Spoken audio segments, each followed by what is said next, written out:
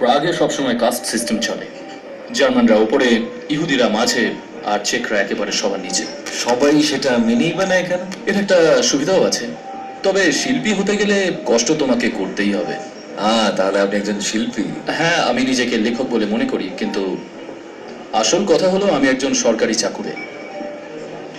আমার আর এসব একদম ভালো লাগে না। ব্যাপারটা বুঝতে পারছি, আমিও এক সময় ক্লার্কের চাকরি করতাম। মাঝে মাঝে নিজেকে কীট পতঙ্গ বলে মনে হয়। একটা দারুণ উদাহরণ দিলেন তো। সত্যি বলছেন? প্রফেসর, আপনার দেখছি ওনার সাথে আলাপ হয়ে গেছে। ফ্রান্স আসলে খুব লাজুক, কিন্তু ওর বেশ কিছু গল্প এখনই পাবলিশ হয়ে গেছে। গল্পগুলো কিন্তু বেশ আধুনিক। আমাকে তো পুরুষের ইন্টেলেক্টই সব থেকে বেশি আকর্ষিত করে। আমার চেক ভাষাটা ভীষণ ইন্টারেস্টিং লাগে, Slavonic but without the Cyrillic alphabet. তাহলে কেমন লাগে একজন জিনিয়াসের ওয়াইফ হতে? একটু অদ্ভুত, তাই না? আমি তোমার জায়গায় হলে কিছু বলতে গেলে 10 বার ভাবতাম। যদি সম্ভব হতো তাহলে করতাম। একদমই না। যখন ওই ভাবে না, তাহলে আমি কেন ভাববো? অ্যালবার্ট, আমার মাথা ব্যথা করছে, আমি বাড়ি যাব।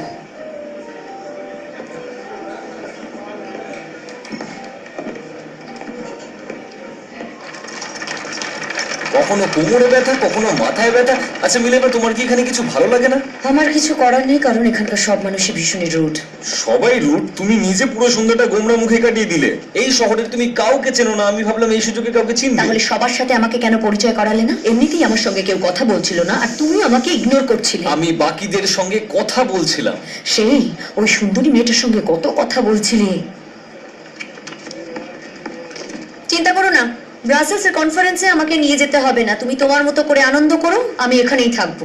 আমি তো অবাক হয়ে গেলাম আপনি সলভি কনফারেন্সে যাচ্ছেন না শুনে। আসলে আমার হাতে এখন অনেক কাজ, ব্রাসেলসে যাওয়ার মতো সময় নেই আমার। আপনার কলিগরা আপনাকে মিস করবে। সিন্স ইনি হচ্ছেন লাউ, উনি এখন থেকে আমাদের সঙ্গে কাজ করবেন। ওনাকে ইকুইপমেন্ট গুলো দেখাও আর প্রসিডিউর গুলো বলে দাও। হ্যাঁ, হেড প্রফেসর, ওনাকে সলভের ব্যাপারে জিজ্ঞেস করে ঠিক করনি, উনি ইনভাইটেড নন। মাই গড, আমি একদম বোকামি করে ফেললাম। এবার তুমি আমাকে আইনস্টাইনের সম্বন্ধে কিছু বলো। উনি কি ঠিক ততটাই ব্রিলিয়েন্ট যতটা শোনা যায়? You are not a true gentleman, sir. And you are not a true blonde, madam. এটা আমার মনে রাখা উচিত ছিল, সামারফিল্ড। আচ্ছা, উনি ম্যাডাম কিউরি না? চিনলেন কি করে? ড্রেস দেখে? ওনার সঙ্গে কেউ কথা বলছে না কেন? আপনি জানেন না? আরে ওনার তো একজন বিবাহিত পুরুষের সঙ্গে অবৈধ সম্পর্ক আছে। আর সেটা নিয়ে সবার মাথা ব্যথাটা কিসের? আরে এটা নিয়ে তো বহুদিন খবরের কাগজে লেখালেখি হয়েছে। ওনার হাজবেন্ডের অসম্মান এটা। আরে পয়েন্টিয়ার তো বলছেন যে ওনাকে কনফারেন্স ছেড়ে চলে যেতে বলা উচিত। এক্সকিউজ মি,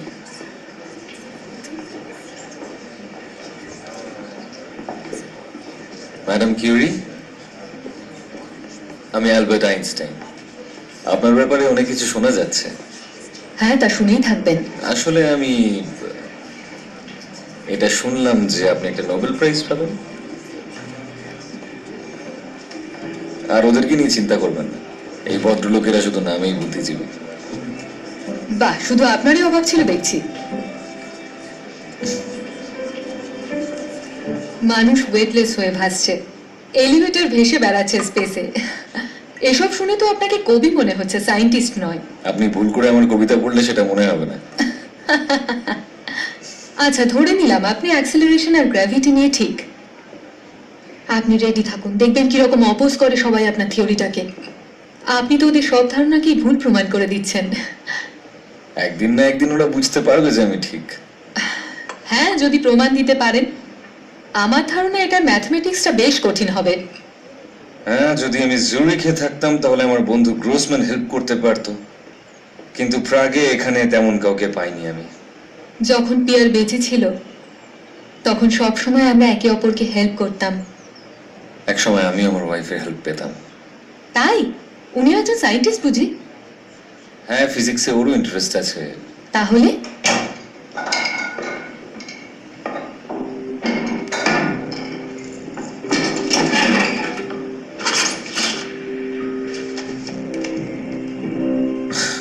সত্যি বলতে আমি সবসময় ইউনিভার্সের সমস্ত মিস্ট্রি নিয়ে ভাবি, কিন্তু মানুষকে এখনো বুঝে উঠতে পারিনি।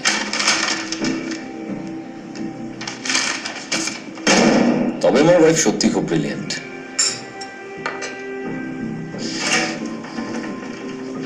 তুমি কি ব্রাসেলসে কারোর সঙ্গে ছিলে?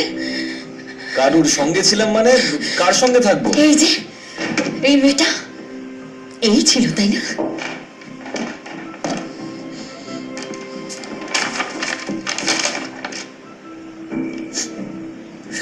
আরে এটা তো সেই মেয়েটা যার সঙ্গে পার্টিতে দেখা তাহলে হয়েছিল। ও তোমাকে এরকম চিঠি লিখে কোন সাহসে? তো তুমি কি বলতে চাইছো মিলেভা? ওর সঙ্গে তোমার কি সম্পর্ক?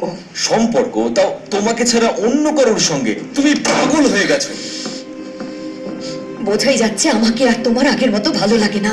আসলে সত্যি কি জানো মিলেভা, আমি ব্রাসেলসে একজনের সঙ্গে ছিলাম। তাহলে স্বীকার করলে? আর সে তোমার রোল মডেল, মারি কিউরি। আমরা অনেকক্ষণ কথা বললাম, আমি ওনাকে তোমার ব্যাপারে বললাম,